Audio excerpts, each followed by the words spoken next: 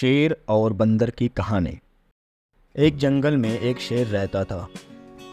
वह जंगल का राजा था और बड़ा शक्तिशाली था। सारे जानवर भय के कारण उसका गुणगान किया करते थे। उसी जंगल में एक बुद्धिमान बंदर रहता था।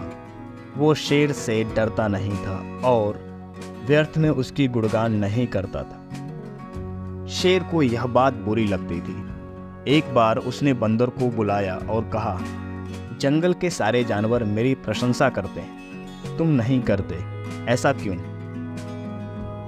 मैं किस बात पर आपकी प्रशंसा करूं? मैं बलशाली हूं, जंगल के सारे जानवर मुझसे डरते हैं, शेर ने बोला। वनराज, मैं बल को नहीं, बुद्धि को श्रेष्ठ मानता हूं, इसलिए मात्र बल के कारण मैं आपका गुणगान नहीं करूंगा, बंदर ने बोला। यह बात शेर को बुरी लगी और दोनों में विवाद हो गया। विवाद का विषय था, बुद्धि श्रेष्ठ है या बल। शेर की दृष्टि में बल श्रेष्ठ था, किंतु बंदर की दृष्टि में बुद्धि। दोनों के अपने अपने तर्क थे।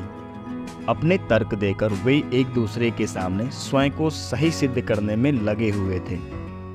बंदर बोला, शेर महाराज, बुद्धि ही श्रेष्ठ है। बुद्धि से संसार का हर कार्य संभव है, चाहे वह कितना ही कठिन क्यों न हो। बुद्धि से हर समस्या का निदान संभव है, चाहे वह कितना ही विकट क्यों न हो।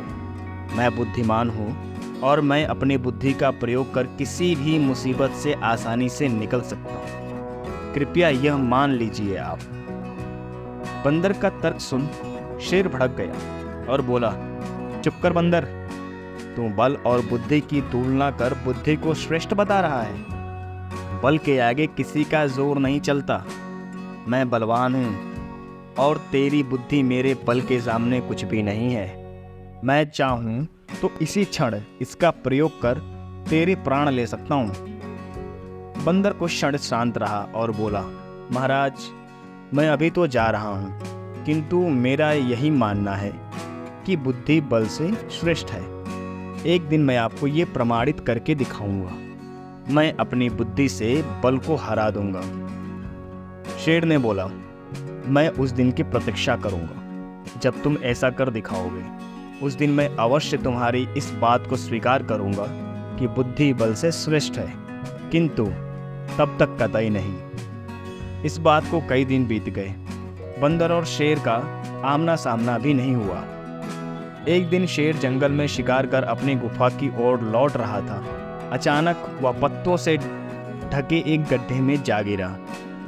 उसके पैर में चोट लग गई। किसी तरह वह गड्ढे से बाहर निकला तो पाया कि एक शिकारी उसके सामने बंदूक ताने खड़ा है। शेर घायल था।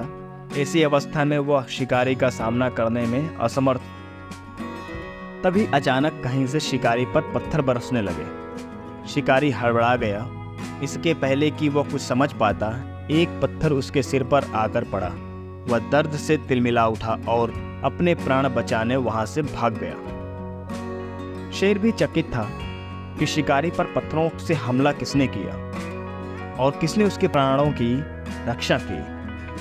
वह इधर उधर देखते हुए ये सोच रहा था कि सामने एक पेड़ पर बैठे बंदर की आवाज आई, महाराज, आज आपके बल को क्या हुआ? इतने बलवान होते हुए भी आज आपकी जान पर बनाई। बंदर को देख शेर ने पूछा, तुम यहाँ कैसे? बंदर ने बोला, महाराज, कई दिनों से मेरी उस शिकारी पर नजर थी।